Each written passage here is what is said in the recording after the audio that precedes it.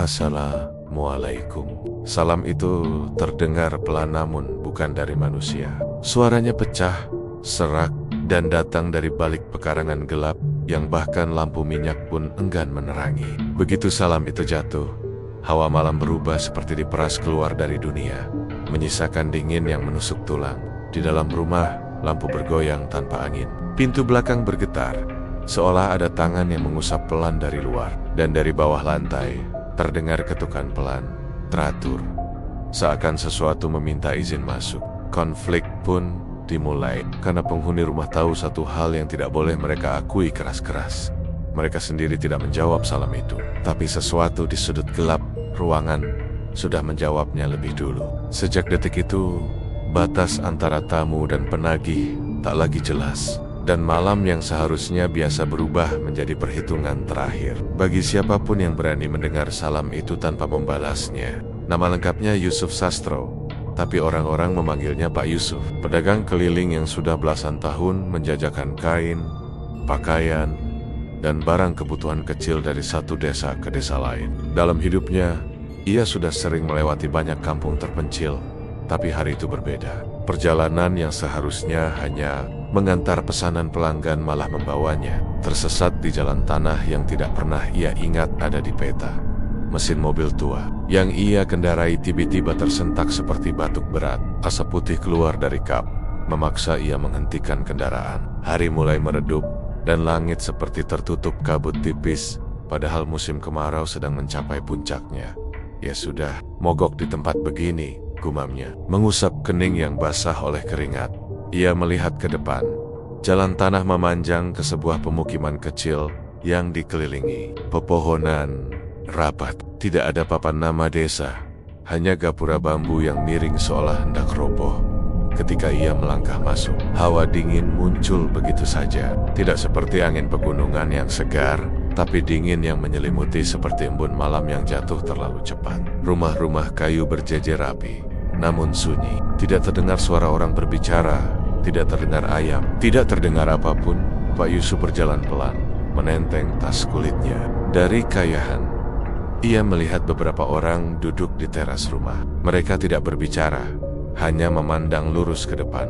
Tatapan kosong itu membuat dada Pak Yusuf sesak. "Permisi, ada bengkel atau orang yang bisa bantu saya?" panggilnya.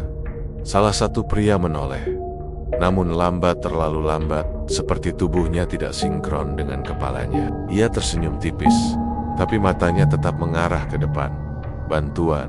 Nanti ada," jawabnya singkat. Pak Yusuf bergidik. Jawaban itu terasa aneh, seperti hafalan, bukan percakapan alami.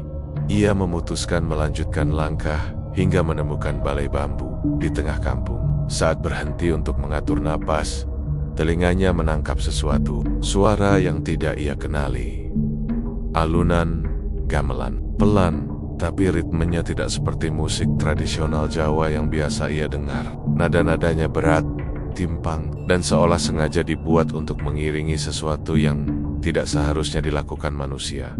Suara gamelan itu datang dari arah balik bukit kecil di belakang kampung, tapi yang membuatnya merinding, hanya ia yang tampak menyadarinya. Orang-orang di sekitar berjalan biasa saja, tak ada yang menoleh atau menunjukkan tanda mendengar apapun.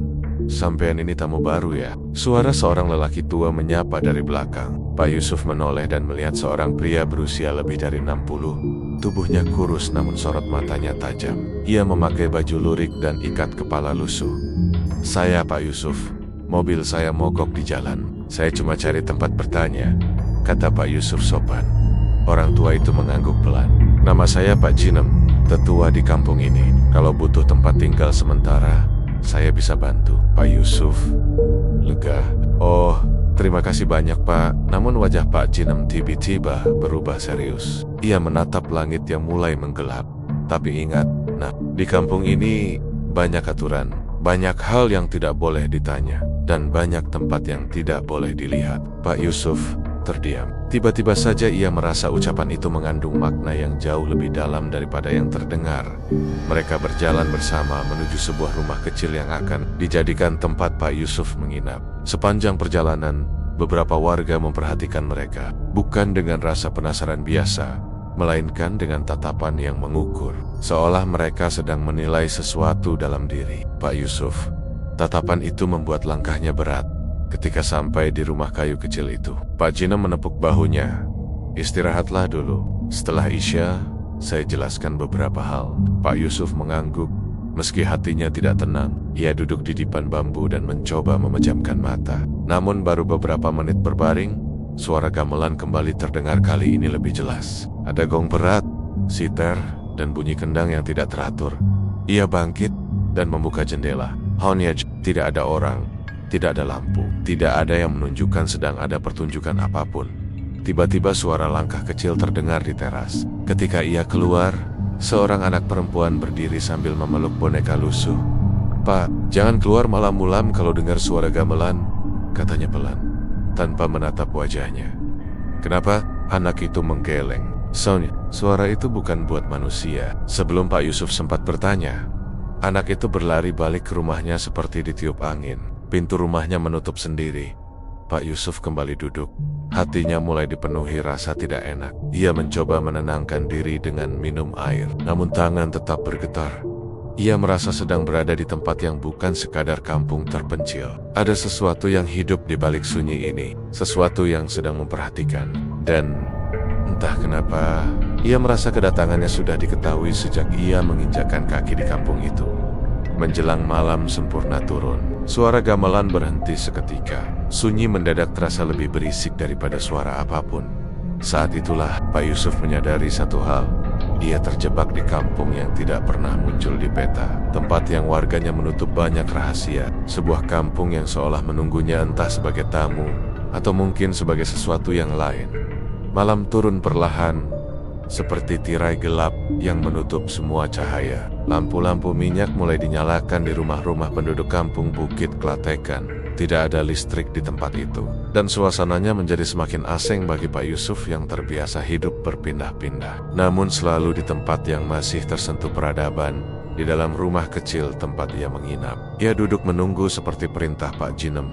Hatinya gelisah. Suara gamelan yang menggantung di udara sejak sore tadi kini hilang sama sekali. Seolah seseorang mematikan tombol dari dunia lain. Sunyi itu membuat rumah kecil itu seperti berada di tengah kehampaan. Ketukan pelan terdengar. Tok, tok, pintu terbuka perlahan, menampakkan sosok Pak Jinem dengan wajah serius. Ia membawa sebuah lampu minyak dan menaruhnya di atas meja kayu kecil yang mulai rapuh dimakan usia. "Sekarang sudah Isya, saatnya sampean tahu pantangan di kampung ini," ucap Pak Jinem tanpa basa-basi. Pak Yusuf duduk tegak, menunggu penjelasan. Pak Jinem menarik napas panjang. Lalu ia berkata dengan nada rendah, seolah takut ada yang mendengarkan. "Di kampung kami ada 3 pantangan utama. Tidak boleh dilanggar, tidak boleh ditertawakan, tidak boleh diabaikan." Pak Yusuf mengangguk pelan. "Pantangan seperti apa, Pak?" "Pantangan pertama, jangan pernah keluar setelah maghrib." Pak Jinem menjelaskan aturan pertama dengan mata yang tidak berkedip. Setelah maghrib, tidak ada warga yang keluar rumah. Tidak ada yang berkeliaran, meski rumahnya terbakar sekalipun. Pak Yusuf terkejut. "Seaneh itu?" "Lebih dari aneh, Nak." Suaranya getar, namun tegas. Ia melanjutkan, "Ada sesuatu yang berjalan di antara rumah kami setelah maghrib. Tidak terlihat oleh mata manusia biasa, tapi kalau sampean keluar, barangnya bisa melihat sampean. Dan kalau sudah melihat, susah untuk selamat." Pak Yusuf menelan ludah, merasa udara rumah itu tiba-tiba lebih berat. "Apa itu, Berongna?" tanyanya. Pak Jinem menggeleng. Tidak ada yang tahu wujudnya. Yang terdengar hanya suara kaki yang menyeret dan desah panjang seperti orang menunggu mangsa. "Kalau sampean dengar itu, tutup telinga. Jangan lihat jendela." Pak Yusuf merinding. Pantangan kedua, jangan menatap sumur tua di tengah kampung. Pak Jinem melanjutkan dengan suara lebih rendah. "Sumur tua itu bukan sumur untuk air. Itu gobang. Kalau sampean menatap ke dalamnya lebih dari 3 detik, apapun yang ada di bawah sana akan balik menatap sampean." "Bukannya cuma sumur?" tanya Pak Yusuf mencoba merasionalisasi. Pak Jinem menggeleng cepat. "Itu sumur peninggalan orang zaman dulu. Tempat ritual, tempat sesuatu disegel. Dan kalau sampean menatapnya, segel itu akan mengenal sampean." Kata mengenal membuat bulu kuduk Pak Yusuf berdiri. Ia baru ingat peristiwa sore tadi. Langkah kakinya sempat melambat di depan sumur itu. Hanya saja ia tidak sempat benar-benar menatap ke dalam karena suara anak kecil mengalihkan perhatian. Kini ia bersyukur ia tidak sempat melihatnya lebih lama. Pantangan ketiga. Dilarang menyebut nama Jati Kusumo ini. Pantangan yang paling membuat suara Pak Jinem bergetar. Nama Jati Kusumo jangan disebut, bahkan dalam hati. Itu nama yang membawa malapetaka. Dia penguasa tanah ini, dukun kuno yang sudah tidak berwujud manusia. Dia mendengar dari mana saja, dari mulut, dari pikiran, dari napas. Pak Yusuf menatap tetua itu tanpa berkedip. Tapi kenapa tadi jenengan menyebutkan namanya kepada saya? Pak Jinem menatap lantai. Karena sampeyan pendatang. Dia belum mengenal sampeyan. Tapi setelah ini, jangan ucapkan nama itu. Atau mungkin dia akan menandai sampeyan. Kata menandai membuat suhu ruangan seolah turun beberapa derajat. Pak Yusuf akhirnya memberanikan diri bertanya. Kalau semua pantangan ini dilanggar, apa yang akan terjadi? Pak Jinem memejamkan mata sejenak. Yang melanggar tidak akan lagi dianggap manusia oleh makhluk-makhluk yang hidup di kampung ini. Mereka akan menjadi bagian dari sesuatu yang tidak boleh disebut. Pak Yusuf mencoba menelan kenyataan itu, namun tenggorokannya kering. Kenapa warga kampung ini masih tinggal di tempat seperti ini? Tanyanya lagi. Karena kami sudah tidak punya hak untuk pergi, jawab Pak Jinem. Jawaban itu membuat darah Pak Yusuf mengalir lebih cepat. Aroma malam yang tidak biasa tiba-tiba. Pak Jinem berdiri dan berjalan menuju pintu. Ingat baik-baik nak, mulai malam ini sampean harus patuh. Kalau tidak, saya tidak bisa menolong. Pak Yusuf mengangguk. Begitu pintu ditutup dan tetua itu pergi, suara mendesis pelan terdengar dari luar. Seperti ada sesuatu yang bernafas di antara bayangan. Pak Yusuf menutup jendela rapat-rapat. Aroma malam tiba-tiba berubah hada. Bau tanah basah bercampur sesuatu yang lebih menyengat. Seperti sesuatu yang sudah lama terkubur namun kini mulai bergerak.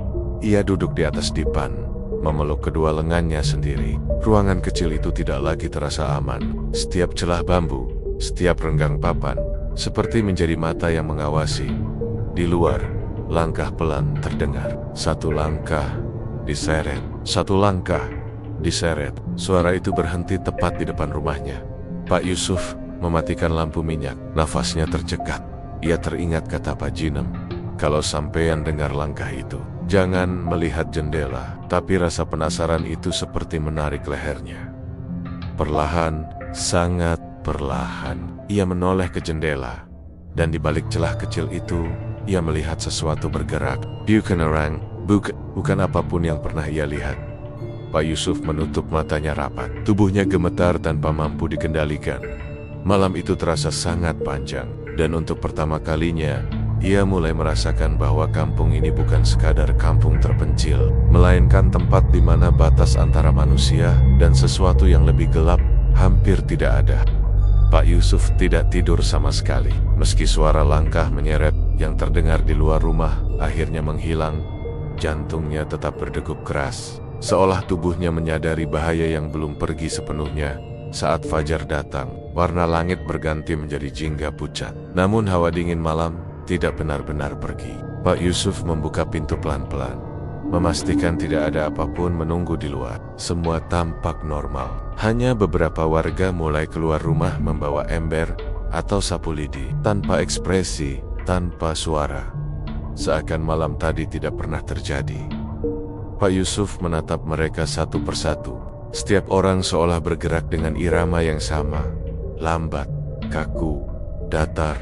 Bahkan langkah kaki mereka terdengar berat. Tidak seperti manusia biasa. Ia ingin bertanya banyak hal. Namun setelah mendengar pantangan-pantangan dari Pak Jinem, ia menahan diri. Kampung itu jelas menyembunyikan sesuatu dan berbicara ceroboh mungkin akan membuatnya terlibat terlalu jauh. Perutnya keroncongan, sehingga ia memutuskan berjalan ke warung kecil yang terlihat dari kejauhan. Warung itu berada tepat di dekat balai bambu, tempat ia mendengar gamelan kemarin sore.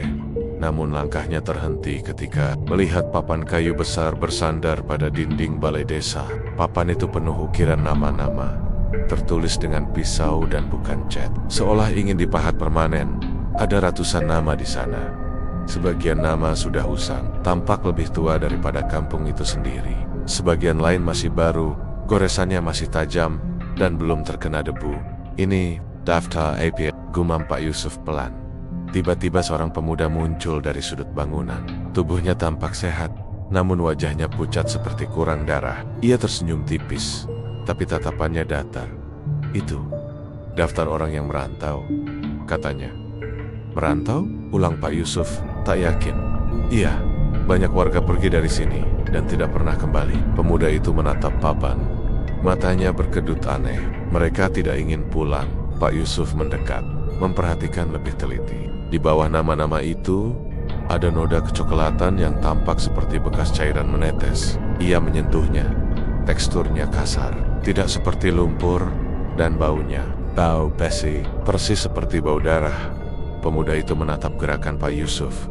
Jangan sentuh Pak, itu Pikas lama. Dari yang terakhir kali pergi. Yang terakhir kali pergi? Kalimat itu membuat punggung Pak Yusuf merinding. Siapa nama yang paling baru? Tanya Pak Yusuf. Pemuda itu menunjuk deretan paling bawah. Nama itu diukir tidak rapi, seperti pelakunya gemetar saat menulisnya. Sariwening, usia 19, tadi malam. Dia merantau, kata pemuda itu tanpa nada. Pak Yusuf langsung teringat suara langkah menyeret di luar rumah malam lalu. Suara yang tidak menginjak tanah dengan benar. Suara yang penuh beban. Apa? Kau melihat dia pergi? Tanya Pak Yusuf hati-hati. Pemuda itu menggeleng. Tak ada yang melihat. Dia cuma kata hilang diucapkan dengan datar, seolah hal itu sudah biasa terjadi. Pak Yusuf memutar pandangan ke sekitar. Warga yang lewat hanya meliriknya sekilas, kemudian melanjutkan aktivitas mereka tanpa emosi. Tidak ada tanda kesedihan, tidak ada rasa kehilangan, tidak ada kepanikan. Seakan hilangnya seseorang hanyalah rutinitas di kampung itu. Keanehan itu membuat Pak Yusuf ingin mencari jawaban lebih dalam. Ia memutuskan melihat-lihat balai bambu dengan lebih teliti. Namun sebelum masuk ke dalam, langkah seorang perempuan muda menghampirinya. Ia mengenakan selendang lusuh dan membawa bakul kecil berisi daun-daunan. Wajahnya lebih hidup daripada warga lainnya, meski tetap tampak ketakutan. Bapak ini orang luar ya? Tanyanya pelan. Iya, saya tersesat, jawab Pak Yusuf jujur. Perempuan itu menggigit bibir lalu mendekat lebih rapat. Kalau begitu, Bapak harus pergi. Kampung ini bukan tempat orang luar. Jenengan siapa? Nama saya Raras. Tatapannya gelisah, seperti ada sesuatu yang ingin ia katakan, namun ditahan oleh rasa takut yang luar biasa. Raras, apa maksudmu dengan bukan tempat orang luar? Raras menelan ludah. Semalam Bapak mendengar langkah-langkah itu kan? Pak Yusuf tersentak. Kamu Raras memejamkan mata. Semua pendatang yang mendengar suara itu biasanya tidak bertahan lama. Ucapan itu membuat kulit Pak Yusuf meremang. Sebelum ia bertanya lebih jauh, Raras segera menunduk dalam-dalam, lalu bergegas pergi seperti seseorang yang takut melanggar sesuatu yang tidak kelihatan. Kini perasaan Pak Yusuf semakin buruk. Ada puzzle besar yang sedang ia pijak, dan setiap langkah seolah membuat tanah di bawahnya semakin rapuh. Ia kembali menatap papan nama itu. Jika benar yang dikatakan pemuda tadi, dan jika benar deduksi otaknya, nama-nama itu bukan daftar orang yang merantau. Itu daftar orang yang hilang. Atau lebih tepatnya, daftar tambel ketika pikiran itu muncul. Suara lirih datang dari arah balai bambu. Bukan suara manusia, bukan tapi seperti erangan seseorang yang mencoba memanggil nama. Pak Yusuf membeku. Di dalam balai bambu, di balik dinding tipis itu, ada sesuatu yang bergerak pelan, seolah menunggu seseorang membuka pintu. Ia mundur 2 langkah, merasakan instingnya berteriak untuk tidak pernah menyentuh bangunan itu. Namun rasa penasaran menariknya kuat, rasa ingin tahu yang selalu menjadi awal malapetaka dalam kisah-kisah kampung kuno. Pak Yusuf menelan ludah. Ia memutuskan untuk melihat apa isi balai itu. Tapi sebelum tangan menyentuh pegangan pintu, seseorang menepuk bahunya dari belakang. Pak Yusuf, jangan masuk. Pak Yusuf tersentak dan berbalik. Di sana berdiri Pak Jinem. Wajahnya pucat, napasnya berat. Balai itu bukan tempat untuk manusia biasa. dan papan nama itu. Tatapan Pak Jinem mengarah ke ukiran yang bernoda kecoklatan. Itu bukan daftar orang yang merantau. Pak Yusuf menahan napas. Pak Jinem mendekatkan mulutnya ke telinga Pak Yusuf, berbisik dengan suara sangat rendah. Itu daftar orang yang dipanggil. Angin malam menyapu pelan pepohonan jati yang tumbuh rapat di pinggir kampung Watu Ireng. Pak Yusuf berdiri di ambang pintu rumahnya, memandangi jalan setapak yang gelap, seolah menunggu sesuatu yang tak ia pahami. Setelah kejadian aneh di makam, pikirannya terus diganggu rasa was-was. Entah kenapa, semenjak ia membuka kain hitam itu, hidupnya terasa seperti diseret ke arah yang ia sendiri tak siap menanggung akibatnya. Di belakangnya, istrinya, Bu Sari, tidur gelisah. Sejak petang tadi, perempuan itu mengeluh pusing berat. Namun Pak Yusuf tahu, itu bukan sekadar pusing biasa. Ia pernah melihat istrinya menatap kosong ke arah dinding dan berdiri di dapur tanpa sadar, seolah mendengar sesuatu yang tidak berasal dari dunia manusia. Setiap kali ia bertanya, Bu Sari hanya terdiam. Wajahnya pucat seperti habis terserang mimpi buruk panjang. Pak Yusuf menarik napas panjang dan menutup pintu. Namun baru beberapa langkah ia berjalan menuju kamar. Suara ketukan pelan terdengar dari luar. Ketukan itu tidak keras, tapi ritmenya teratur, seperti seseorang yang menyuruhnya keluar. Pak Yusuf menelan ludah, mencoba mengabaikan. Tapi ketukan itu terdengar lagi lebih jelas, lebih dekat, seperti berasal dari balik dinding. Ia kembali ke depan rumah, membuka pintu perlahan. Tak ada siapa-siapa, hanya angin malam, rumput yang bergoyang, dan suara jangkrik yang memecah keheningan. Namun tiba-tiba, dari kejauhan tampak sesosok laki-laki berjalan perlahan mendekati rumahnya. Tubuhnya kurus, jalannya menyeret, dan dari kejauhan wajahnya tampak samar. Pak Yusuf mengerutkan dahi. Sosok itu berhenti tepat di depan pagar bambu. Pak Yusuf, suaranya parau, seperti suara orang yang sudah lama tak minum. Pak Yusuf memicingkan mata. Samsat, kamu ngapain malam-malam begini? Tetangganya itu berdiri mematuh. Matanya cekung, lehernya seperti tidak kuat menahan kepalanya. Samto dikenal sebagai lelaki yang pendiam, tapi tidak pernah terlihat sekacau ini. Aku lihat sesuatu di belakang rumahmu, katanya pelan. Pak Yusuf mendekat. Lihat? Apa? Samto mengangkat wajahnya perlahan. Ada bayangan ngikutin kamu. Suasana tiba-tiba terasa berat. Udara seperti mengental. Apa kamu yakin? Tanya Pak Yusuf. Berusaha tetap tenang. Sewaktu kamu lewat tadi sore, menuju makam. Samto menelan ludah. Kemudian suaranya menurun seperti berbisik. Bayangan itu bukan bayanganmu. Kaki Pak Yusuf mendadak lemas. Pikirannya melayang ke kejadian saat ia bertemu Jatikusumo. Bayangan apa yang dimaksud Samto? Apakah itu pertanda bahwa sesuatu dari makam telah menempel padanya? Belum sempat ia bertanya lagi, Samto tiba-tiba memegang pagar. Tubuhnya gemetar hebat. Dari bibirnya keluar suara rintihan yang terdengar seperti memanggil seseorang atau sesuatu. Pak Yusuf mencoba menghampiri, namun Samto mengibaskan tangan, menolak. Jangan dekat, katanya lirih. Dayamek, kalau kamu mendekat, dia siapa? Tepat saat pertanyaan itu muncul di pikiran Pak Yusuf, dari arah belakang rumah terdengar suara benda jatuh. Suara kayu patah, diikuti dentingan kecil seperti mangkuk pecah. Pak Yusuf menoleh spontan. Ketika ia menatap kembali ke arah Samto, laki-laki itu sudah tidak ada. Hilang begitu saja, seperti tidak pernah berdiri di sana. Hanya jejak tanah yang terinjak dan sisa bau anyir yang samar tertinggal di udara. Pak Yusuf mundur beberapa langkah, hatinya bergemuruh. Ia ingin masuk rumah, tapi kaki malah melangkah ke samping rumah, mengikuti rasa takut yang justru memaksanya mencari asal suara tadi. Seolah ada kekuatan tak terlihat yang menuntunnya. Di belakang rumah, suasana terasa berbeda. Udara lebih dingin daripada biasanya. Pepohonan seperti menunduk, seakan menyembunyikan sesuatu. Di dekat tumpukan kayu bakar, Pak Yusuf melihat mangkuk pecah berwarna putih yang tadi digunakan Bu Sari untuk meracik jamu. Namun yang membuatnya menggigil adalah sesuatu yang tergeletak di dekat pecahan itu. Sehelai kain hitam tipis, persis seperti yang menutupi gundukan tanah makam kemarin. Pak Yusuf segera memungutnya, lalu menatap ke sekeliling gelisah. siapa yang menaruh ini? Pertanyaannya tidak terjawab. Namun dari kejauhan, terdengar suara lirih seperti gumaman. Suara itu sangat pelan, hampir seperti bisikan angin tapi ada ritmenya. Seperti mantra yang dipaksa keluar dari tenggorokan seseorang.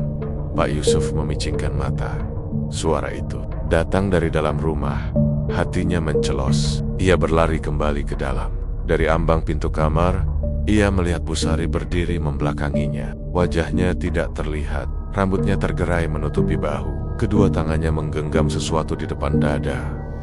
Sari, suara Pak Yusuf gemetar. Perempuan itu tidak menjawab. Pak Yusuf melangkah mendekat. 1 langkah, 2 langkah, 3 langkah. Dan saat ia hampir menyentuh pundak istrinya, Busari berbalik perlahan, memperlihatkan wajah yang begitu pucat, dengan mata yang tidak berkedip, dan bibir yang bergerak seperti sedang menggumamkan sesuatu. Yang digenggamnya adalah tanah. Tanah merah yang sama dari makam asing kemarin. Tanah yang masih basah, dan meneteskan air merah gelap dari sela-sela jarinya. Pak Yusuf membeku. Busari membuka mulutnya lebar, lebih lebar dari yang seharusnya mungkin dilakukan manusia. "Kamu harus kembali," bisiknya. Dan tiba-tiba lampu rumah padam, meredam seluruh ruangan ke dalam kegelapan yang pekat. Sementara gumaman dari mulut Busari berubah menjadi tangis lirih yang tidak berasal dari tenggorokan seorang manusia. Rumah Pak Yusuf tenggelam dalam gelap total. Hanya suara napasnya yang tak beraturan bercampur dengan tangis lirih dari arah istrinya. Tangis itu tidak wajar bergetar, putus-putus, seolah suara 2 orang yang dipaksa keluar dari satu mulut. Ia meraba dinding mencari saklar. Namun setiap kali tangannya mencapai tempat yang seharusnya, saklar itu seolah tidak ada. Seakan rumahnya berubah bentuk dalam sekejap. "Sari, Sari, istighfar bu," seru Pak Yusuf. Namun yang menjawab hanya suara gemeretak dari tenggorokan istrinya. Saat matanya mulai terbiasa dengan gelap, ia melihat Busari masih berdiri di tempat yang sama. Tubuhnya gemetar. Dari sela-sela jari tangannya yang menggenggam tanah merah itu, menetes cairan gelap seperti darah basi. Bau anyir menyengat menusuk hidung. Pak Yusuf nekat mendekat, meski seluruh bulu kuduknya berdiri. "Bu, sadar. Ini rumah bu. Ayo lihat aku." Namun sebelum ia menyentuh istrinya, Busari tiba-tiba menengadahkan kepalanya ke langit-langit. Mulutnya terbuka lebar.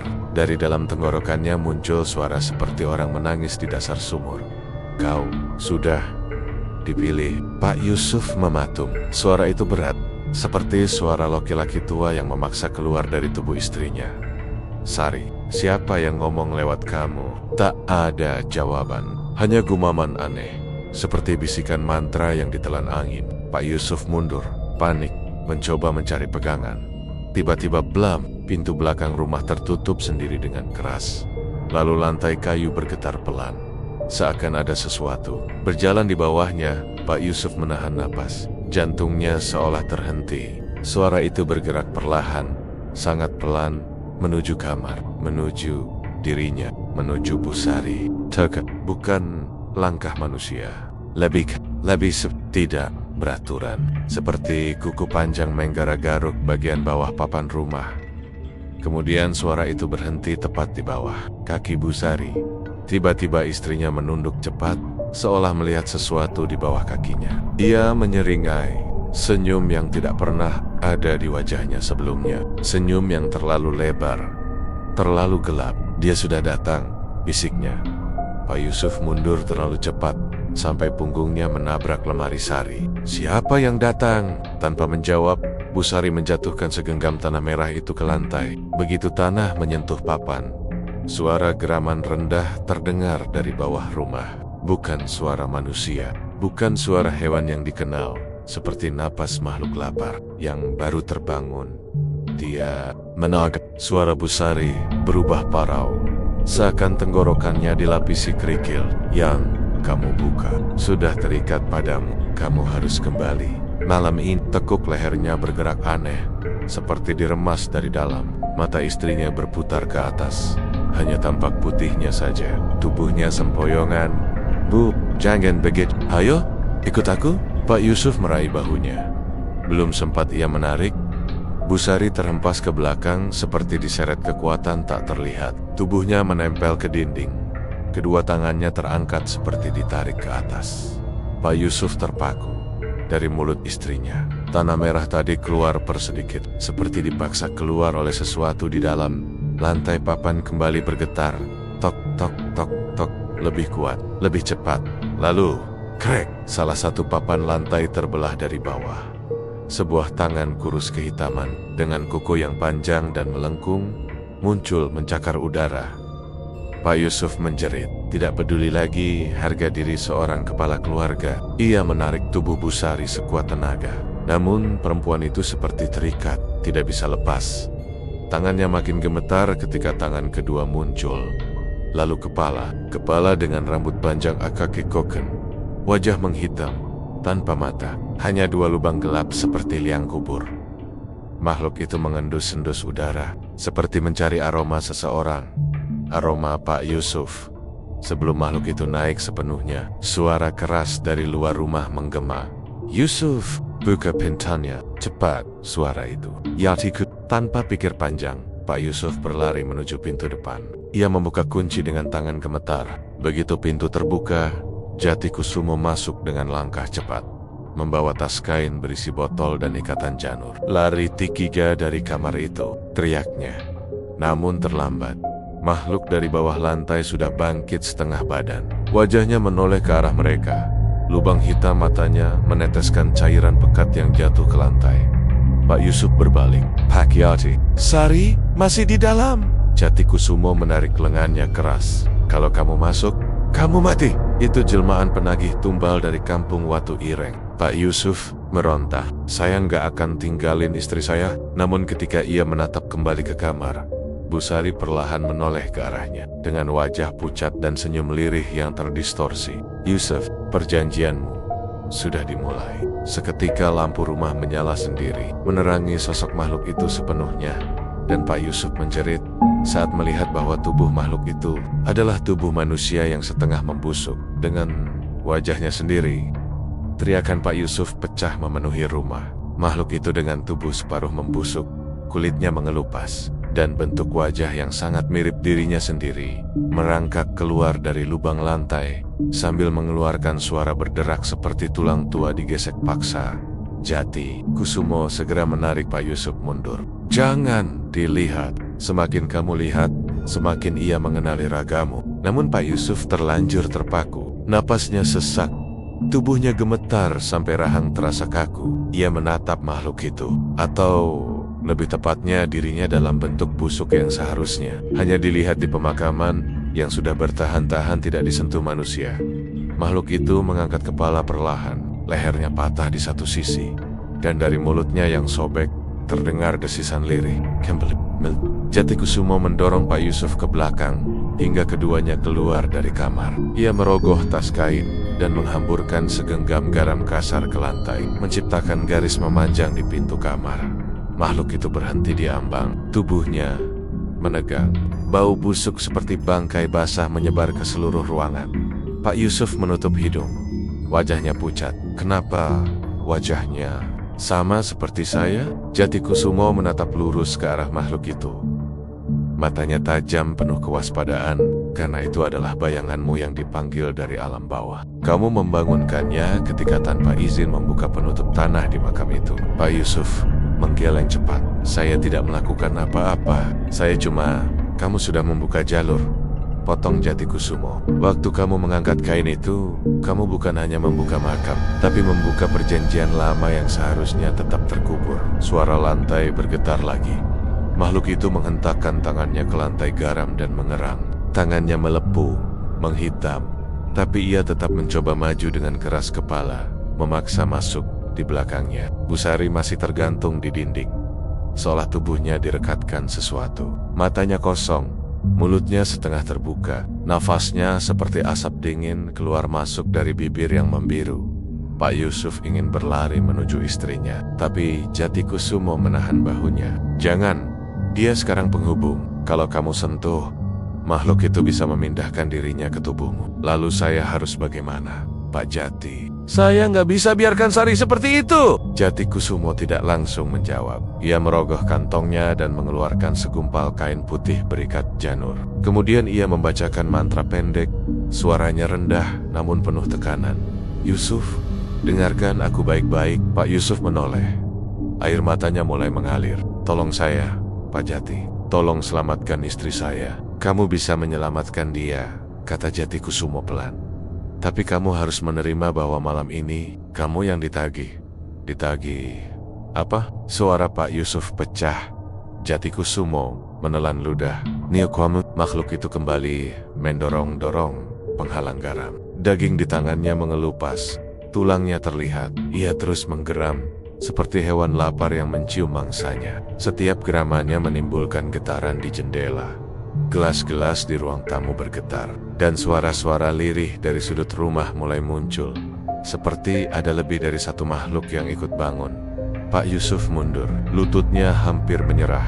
Kenapa harus saya? Apa salah saya? Jati Kusumo menatapnya serius. Bukan kamu yang salah, tapi leluhurmu. Seseorang dari garis keluargamu dulu pernah membuat perjanjian di kampung itu, kampung pesugihan Watu Ireng, dan kamu pewaris darah terakhir yang tersisa. Pak Yusuf tersentak. Perjanjian apa? Seseorang dari keluargamu dulu meminta kekayaan melalui jalur pesugihan, tapi ia melanggar syarat tumbal. Makhluk itu telah menunggu selama puluhan tahun. Ketika kamu membuka kain itu, kamu membuka jalannya. Makhluk itu mendongak, menatap Pak Yusuf tanpa mata. Dari lubang hitam di wajahnya keluar darah pekat yang menetes ke lantai. Lalu ia berbicara lagi. Ikut aku, Yusuf. Pak Yusuf menutup telinga. Sudah, saya tidak mau. Saya tidak mau mati. Tiba-tiba suara retakan keras dari langit terdengar. Siar, kayu-kayu rumah bergetar. Lalu sesuatu jatuh dari atas, menubruk lantai dengan suara gemuruh. Pak Yusuf menoleh. Jati Kusumo juga menoleh. Sekujur tubuh mereka membeku. Di tengah ruang tamu berdiri sosok lain. Sosok lebih tinggi dari makhluk yang keluar dari lantai. Tubuhnya kurus panjang, kulitnya merah kehitaman seperti seseorang yang dipanggang, dan wajahnya tertutup kain lusuh, kain hitam, yang sama seperti yang dulu dibuka oleh Pak Yusuf. Sosok itu menunduk pelan, lalu mengangkat wajahnya sedikit. Cukup untuk memperlihatkan rahang bawah yang terbelah dua. Kembalikan, katanya. Suara itu bergema, seperti keluar dari tubuh yang berisi 100 suara. Yusuf, kembali. Jati Kusumo segera menyambar pergelangan tangan Pak Yusuf. Kita harus keluar dari rumah ini. Namun ketika mereka berbalik semua pintu, rumah tertutup dengan sendirinya. Semua jendela tergedor hebat. Lalu sebuah suara terdengar dari arah Bu Sari meski bibirnya tidak bergerak. Suara berat, dalam, dan sangat dekat. Kamu tidak bisa lari, karena penagih sedang berada di dalam rumahmu. Dan tepat setelah itu, rumah Pak Yusuf berguncang keras, seolah ada sesuatu yang merayap dari dalam tanah, memenuhi setiap sudut bangunan, mencari korban. Rumah Pak Yusuf bergetar seperti dihantam ribuan tangan dari dasar bumi. Genteng berbunyi, tek-tek-tek, dinding kayu berderak, dan dari bawah lantai terdengar suara gerusan yang membuat gigi siapapun bergemeletuk mendengarnya. Suara itu seperti kuku-kuku panjang menggaruk papan, mencari celah untuk keluar, atau masuk lebih dalam ke tubuh rumah. Pak Yusuf menutup kedua telinganya. Pak Yati, ini rumah mau roboh. Jati Kusumo menatap sekeliling. Sorot matanya tidak panik, tapi tegang. Napasnya pendek, tanda bahwa ancaman yang mereka hadapi bukan hal kecil. Tahan dirimu. Kalau kamu panik, dia lebih mudah mengambilmu. Dia? Siapa? Pak Yusuf berteriak frustasi. Siapa yang sebenarnya mengejar saya? Belum sempat Jati Kusumo menjawab, suara dari arah Bu Sari kembali terdengar. Perempuan itu masih menempel di dinding, tubuhnya tergantung tanpa tali. Namun kali ini, suaranya berubah lebih berat, lebih dalam, seperti suara laki-laki dewasa yang menggema di dalam sumur. Gitu, wangsit. Akhirnya muncul juga. Jantung Pak Yusuf serasa berhenti. Nama itu asing, tapi suaranya membawa rasa dingin yang tak bisa dijelaskan. Jati Kusumo merapat, menahan tubuh Pak Yusuf agar tak mendekat. Jangan dengarkan dia. Itu bukan suara istrimu. Itu makhluk pesugihan yang menunggui jalur keluargamu. Pak Yusuf memandangnya dengan mata basah. Pak Yoti, tolong jelaskan semuanya. Saya nggak mengerti apa-apa. Jatikusumo menghela napas panjang sambil tetap memperhatikan dua makhluk yang terus bergerak di dalam rumah bayangan. Pak Yusuf yang busuk dari lantai dan sosok berkain hitam di tengah ruangan ia mulai bicara. Dulu, di kampung pesugihan Watu Ireng, ada seorang kakek bernama Wangsit Tirta. Dia leluhurmu. Dia bukan orang sembarangan, Yusuf. Ia sakti, tapi juga terjerumus ke jalan yang kelam. Pak Yusuf menatapnya tak percaya. Keluarga saya terlibat pesugihan. Tidak semua garis keturunan tahu, dan tidak semua keturunan dihantui. Jawab Jati dengan nada pelan. Tapi kamu Yusuf, kamu pewaris terakhir yang masih punya darahnya. Pak Yusuf hampir roboh jika Jatikusumo tidak memegang bahunya. Rumah kembali bergetar. Duk duk duk. Kali ini suara itu lebih jelas. Seperti ada sesuatu memukul-mukul balok penyangga dari bawah. Makhluk yang mirip Pak Yusuf sudah berdiri tegak, meraba-raba garis garam di ambang pintu. Ia menghentakkan kepala ke lantai, mencoba memecah batas itu. Darah hitam menetes dari lehernya, menimbulkan bau besi yang tajam. Sementara makhluk berkain hitam berdiri mematung, seakan menunggu sesuatu. Tidak bergerak, tidak bernapas. Namun setiap beberapa detik, kain hitam itu berkibar tanpa angin. Jatikusumo melanjutkan, suaranya makin tegang. Wangsit Tirta pernah meminta kekayaan besar lewat pesugihan, tapi ia tidak mau membayar tumbal manusia. Ayaibak, ia mencoba kabur dari perjanjian itu. Pak Yusuf menggeleng cepat. Lalu apa hubungannya dengan saya? Jatikusumo menatap lurus ke matanya. Ketika leluhurmu mati, pesugihan itu tidak bisa menarik tumbalnya. Jadi mereka menunggu keturunan yang paling mirip jiwanya untuk menggantikannya. Tiba-tiba makhluk itu yang memiliki wajah Pak Yusuf dengan suara berat berkata, Aku, kata itu membelah udara. Pak Yusuf mundur ke belakang, menabrak kursi. Lihat itu, kata Jatikusumo lirih. Itu bukan sekadar bayangan. Itu wujud yang diciptakan dari sisa perjanjian leluhurmu dan tubuh yang dipilih untuk ditagih. Jatikusumo menunjuk dada Pak Yusuf. Adalah tubuhmu. Pak Yusuf hampir pingsan, tapi belum sempat ia mencerna semuanya. Suara lain muncul. Suara Bu, sorry. Tapi kali ini seperti dua suara sekaligus, suara manusia dan suara lain yang jauh lebih tua. Wangsit Tirta, Pelarionmu sudah berakhir. Darahmu sudah datang sendiri. Pak Yusuf menjerit. Sari, sadar, Bu. Itu bukan kamu. Namun tubuh istrinya berguncang. Tangan dan kakinya menegang, seperti ditarik dari 4 arah. Mata Bu Sari memutih. Lalu wajahnya berubah, bukan berubah bentuk, tapi berubah ekspresi. Penny penuh dendam. Yusuf, kaulah tumbalennya ya. Wajah Pak Yusuf memucat seketika. Dari sudut rumah, bayangan hitam merayap di dinding, bergerak cepat seperti ular. Bayangan itu melingkar dan membentuk simbol aneh di lantai. Lingkaran hitam dengan garatan-garatan yang bergerak sendiri. Pak Jati, apa itu? Ritual penarikan jiwa. Jawab Jatikusumo cepat. Dulu, Wangsit Tirta melanggar perjanjian itu. Sekarang, mereka menagih lewat kamu. Dan kalau lingkaran itu selesai terbentuk, kamu akan mati. Bayangan di lantai semakin cepat berputar. Makhluk berkain hitam melangkah maju. Lantai berderit di setiap langkahnya. Kain hitam itu meneteskan cairan gelap ke lantai. Sementara makhluk versi busuk dari Pak Yusuf mulai menapak-napak dadanya sendiri, seolah menunjukkan tempat jiwa yang harus dicabut. Pak Yusuf membeku. Lututnya goyah. Pak Jati, saya tidak punya kekuatan lagi. Jatikusumo mencengkram bahunya. Kamu memang tidak punya kekuatan, tapi kamu punya darah. Dan darah itu bisa mengakhiri perjanjian ini. Pak Yusuf menatapnya dengan panik. Maksudnya apa? Apa yang harus saya lakukan? Jatikusumo mengeluarkan sebuah pisau kecil dari tasnya. Pisau tua dengan gagang kayu hitam. Terlihat sangat kuno. Kamu harus melepaskan ikatan darah leluhurmu dari tubuhmu sendiri. Pak Yusuf membelalak. Jangan katakan saya harus. Ya, Jatikusumo menatapnya tajam. Kamu harus menggores sedikit tubuhmu, bukan untuk menumbalkan dirimu, tapi untuk memutus garis yang mengikat mereka padamu. Pak Yusuf menatap pisau itu. Tangannya gemetar hebat. Ketakutan memuncak hingga dadanya terasa sesak. Dari arah dinding, mulut Bu Sari membuka lebar-lebar tidak wajar. Suara dari tenggorokannya bergetar. Jika kau tidak melakukannya, aku yang akan mengambilmu. Makhluk bayangan Yusuf mengerang lebih keras. Makhluk berkain hitam mulai mendekat cepat. Bayangan di lantai hampir selesai membentuk lingkaran. Pak Yusuf menjerit, "Pak Jati, tapi kalau kamu tidak lakukan ini," Jati Kusumo berteriak, "kamu, istrimu, dan seluruh rumah ini akan ditelan." Pak Yusuf menatap pisau itu sekali lagi. Napasnya memburu, keringatnya dingin. Lalu, dengan seluruh keberanian yang tersisa, ia mengangkat pisaunya.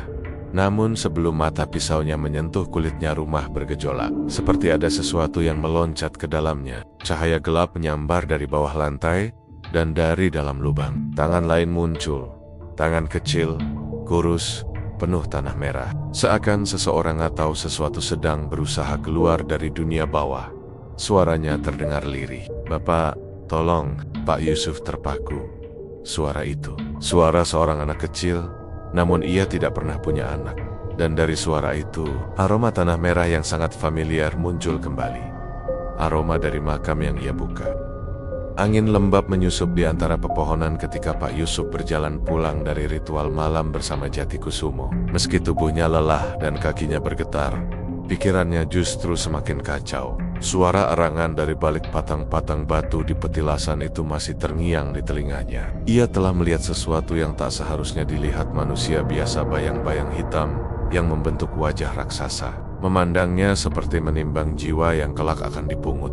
Namun satu hal yang membuatnya tidak bisa tidur adalah tatapan Jati Kusumo sebelum berpisah. Tatapan yang tajam, seolah menyimpan sesuatu. Sesuatu yang tak pernah ia katakan. Di beranda rumah, istrinya, Lastri, menunggu dengan gelisah. "Mas, kenapa pulangnya larut sekali? Aku dengar suara-suara aneh dari arah hutan. Itu, dari ritual itu ya?" Pak Yusuf tersentak. Ia tak pernah bercerita banyak kepada Lastri, tapi istrinya seperti bisa merasakan sesuatu yang tidak wajar sedang terjadi di kampung itu. "Kamu gak usah mikir yang aneh-aneh," helaknya. "Aku cuma ngaji di rumah warga. Lama sedikit." Lastri menatapnya tajam. Ada ketakutan dalam sorot matanya yang tak bisa disembunyikan. "Mas, akhir-akhir ini banyak warga berubah. Ada yang tiba-tiba kaya, tapi wajahnya pucat. Ada yang matanya merah.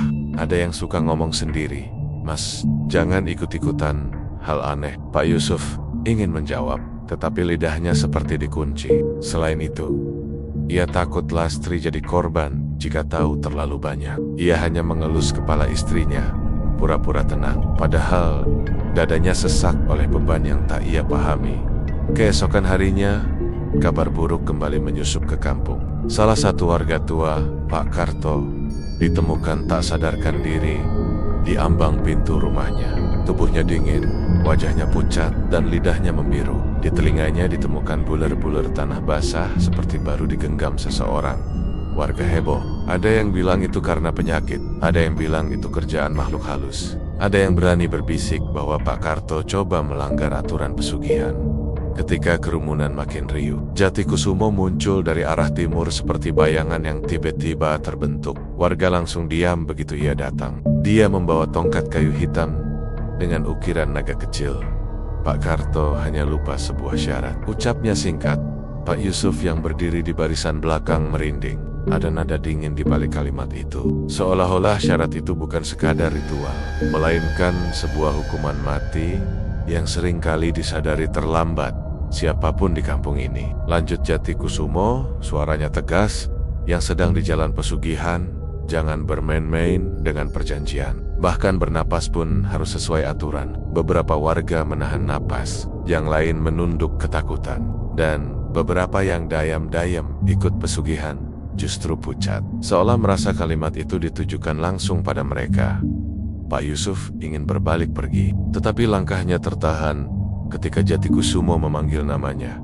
"Pak Yusuf," katanya, "ikut saya ke padepokan sekarang. Ada yang harus saya tunjukkan." Pak Yusuf gugup, tapi menolak bukan pilihan. Ia mengikuti Jati Kusumo melewati jalan kecil menuju sebuah rumah joglo tua di pinggir kampung. Padepokan kecil itu penuh dengan bau dupa, suara gemericik air, dan puluhan benda-benda kuno.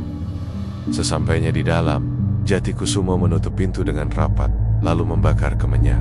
Asap tipis naik seperti tanggen-tanggen kecil yang merayap ke langit-langit. Pak Yusuf, ucapnya pelan, kamu belum siap, tapi waktumu hampir habis. Pak Yusuf menelan ludah. Maksudnya bagaimana Ki? Apa saya melanggar sesuatu? Jatikusumo tersenyum samar. Belum, tapi kamu sudah terlalu dekat dengan batasnya, dan kamu belum tahu apa yang sebenarnya kamu hadapi. Ia mengambil sebuah kotak kayu. Ketika Pak Yusuf melihat sebuah kain merah kusam yang terdapat bercak hitam seperti darah yang sudah mengering.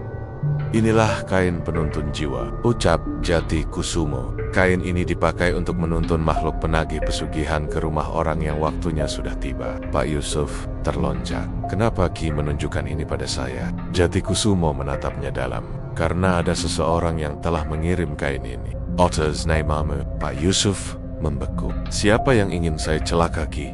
Justru itu. Jatikusumo mencondongkan tubuh. Orang yang kamu percaya. Pak Yusuf memutar kembali ingatan. Ia tidak punya musuh. Ia bukan orang kaya. Ia hanya orang biasa yang ingin menolong kampung. Lalu siapa yang mengirim penagih itu untuknya?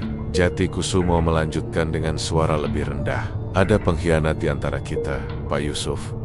Seseorang yang ingin kamu hilang dari kampung ini sebelum kamu menemukan kebenaran tentang pesugihan yang sebenarnya. Pak Yusuf merasakan tubuhnya dingin. Tengkuknya basah oleh keringat. Pertanyaan besar menekan dadanya.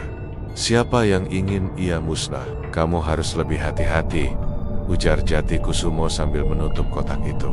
Bahkan di dalam rumahmu sendiri, ada sesuatu yang mengikuti. Jantung Pak Yusuf hampir berhenti. Maksudki di rumah saya? Ya, jawab Jatikusumo pelan. Mulai malam ini, makhluk penagih itu akan mengintai. Pak Yusuf menelan napas gemetar. Ia berusaha terlihat tegar, tetapi suara Jatikusumo terdengar seperti kutukan yang jatuh ke kepalanya.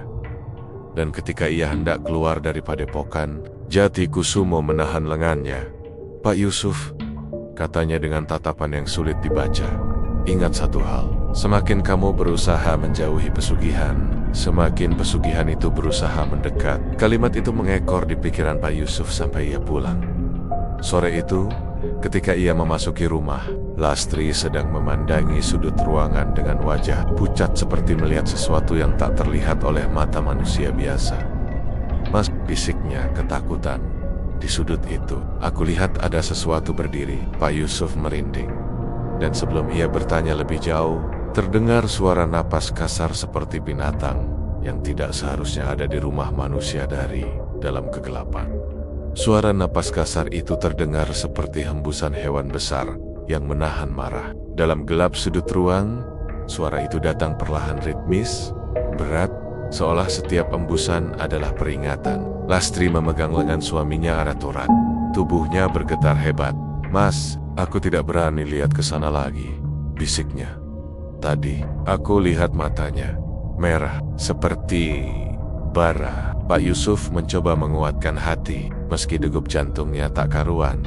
Ia melangkah mendekati sudut ruangan, tapi langkahnya terhenti begitu udara di sekitarnya berubah dingin mendadak, seperti tengah malam di puncak gunung. Uban kecil di tengkuknya terasa berdiri. Siapa di sana? Serunya lirih. Tidak ada jawaban, hanya suara napas itu. Makin keras, makin dekat, seolah makhluk itu tahu panggilan tersebut ditujukan untuknya. Lastri memejamkan mata, menahan isak. Pak Yusuf meraih lampu teplok di meja, berusaha menerangi sudut itu. Ketika cahaya diarahkan ke sana, sesuatu bergerak cepat. Bukan tubuh manusia, bukan pula hewan yang pernah ia kenal. Cuma bayangan hitam yang seolah melarut dalam dinding, lalu menghilang. Namun sebelum benar-benar lenyap, Pak Yusuf melihat sesuatu yang membuat lututnya lemas. Sebuah tangan besar seperti cakar, dengan jari-jari panjang dan kurus, menyentuh lantai sebelum memudar.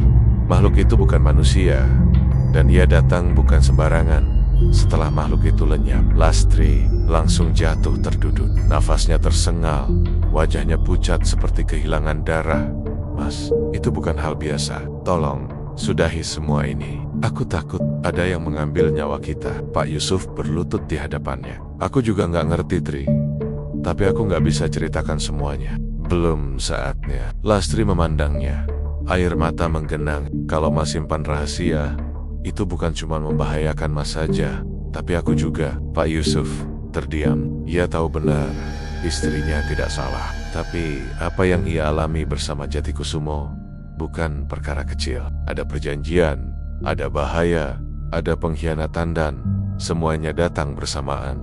Tri, aku sedang berusaha keluar dari lingkaran ini. Lastri menggenggam tangan suaminya. Kalau Mas nggak bisa keluar, aku yang akan mencari bantuan. Kalimat itu membuat Pak Yusuf tersentak. Jangan Tri, urusan ini terlalu dalam. Semakin kamu dekat, semakin makhluk itu akan memperhatikan. Lastri diam, tetapi ketakutan di matanya menunjukkan ia akan melakukan apapun demi keselamatan suaminya. Malam pun turun, membawa hawa muram yang seakan menekan seluruh kampung.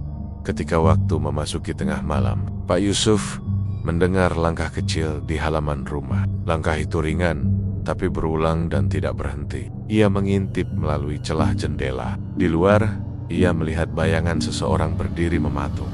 Tubuhnya kurus, kepalanya menunduk, rambutnya panjang berantakan menutupi wajah. Pak Yusuf menahan napas. Sosok itu memanggil namanya lirih. Yusuf, suara itu seperti berasal dari rongga kosong dalam, menggema, dan jelas bukan suara manusia biasa. Lastri terbangun karena suara itu. Ia menggigil. Mas, ada yang memanggil. Pak Yusuf menutup mulut Lastri dengan tangan, memberi isyarat agar ia diam. Sosok di luar itu memanggil lagi. Kali ini lebih jelas, menekan, seperti seseorang yang mencari mangsa. Yusuf, waktumu hampir tiba. Tubuh Pak Yusuf gemetar mendengarnya. Itu bukan suara warga, bukan pula suara arwah biasa. Itu adalah suara penagih, suara yang dulu pernah ia dengar di petilasan. Saat Jatikusumo memanggil makhluk itu dalam ritual, akhirnya sosok itu bergerak maju. Ketika ia mengangkat wajahnya, Pak Yusuf melihat matanya dua cahaya merah yang menembus gelap, seperti bara yang baru ditiup angin. Lastri menjerit kecil. Mulutnya ditutup oleh kain agar tidak didengar. Sosok itu mengangkat tangan yang panjang dan kurus, menggores permukaan pintu dengan kuku-kuku hitamnya. Cekrak, cekrak, cekrak. Suara itu membuat bulu kuduk berdiri. Pintu kayu retak sedikit demi sedikit, seolah ditekan oleh kekuatan yang bukan berasal dari dunia manusia. Pak Yusuf berlari ke tengah rumah, mengambil sebilah pisau. Dapur meski tahu itu mungkin tidak akan berpengaruh. Namun saat ia kembali ke jendela, sosok itu telah menghilang. Lengkungan kuku di pintunya menjadi bukti makhluk itu benar-benar ada. Pagi harinya, Pak Yusuf langsung pergi menemui Jatikusumo. Rasa takut berubah menjadi marah, bercampur keputusasaan. Ia memasuki padepokan tanpa mengetuk. "Ki," serunya. "Makhluk itu sudah datang ke rumah saya. Kenapa Kei tidak bilang kalau waktunya sedekat ini?" Jatikusumo duduk bersila, menatapnya tanpa terkejut. "Aku sudah bilang, Pak Yusuf," jawabnya pelan. "Perjanjian itu tidak pernah tidur." "Perjanjian apa?" bentak Pak Yusuf. "Saya tidak pernah menyetujui apapun." Jatikusumo menghela napas, seperti menimbang apakah harus mengatakan hal yang lebih berat. "Pak Yusuf, ada orang yang mengirim namamu dalam perjanjian pesugihan tanpa persetujuanmu." Darah Pak Yusuf serasa berhenti mengalir. "Siapa? Siapa yang tega ingin saya mati?" Jatikusumo berdiri, lalu membuka sebuah gulungan kain di meja. Tertulis di situ nama-nama warga yang masuk dalam lingkaran pesugihan. Di bagian bawah tertulis jelas, Yusuf bin Mahfud. Tulisan itu seperti kabar kematian yang dikirim langsung oleh arwah. Namun, bukan namanya yang membuat Pak Yusuf lemas. Di bawah itu tertulis nama pengirim yang seharusnya dirahasiakan, kecuali bagi pemimpin ritual. Nama itu membuat Pak Yusuf hampir jatuh terduduk, karena nama yang tertulis adalah seseorang yang sangat ia kenal, seseorang yang selalu ada di sekitarnya, seseorang yang tidak pernah ia curigai. Nama itu adalah Lastri, istrinya sendiri.